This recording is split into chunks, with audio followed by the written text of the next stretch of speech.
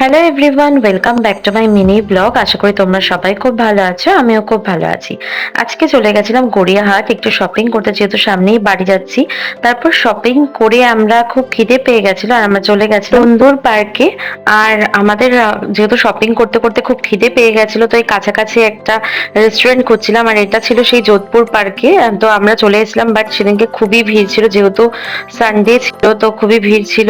আর এই যে এখানে এসে একটু আমরা নামটাকে এন্ট্রি করে একটু ওয়েট করতে হচ্ছিল।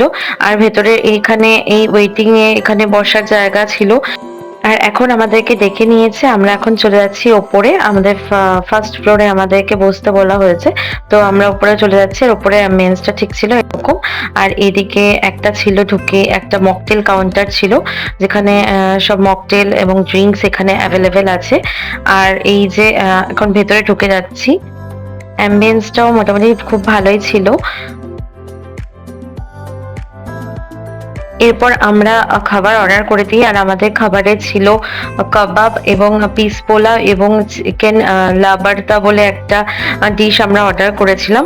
তো খুবই ভালো ছিল খেতে। আর এখানে খাবার খুবই টেস্টি ছিল। তো তোমরা একবার এসে এখানে দেখতে পারো, আমার তো খুবই ভালো লেগেছে।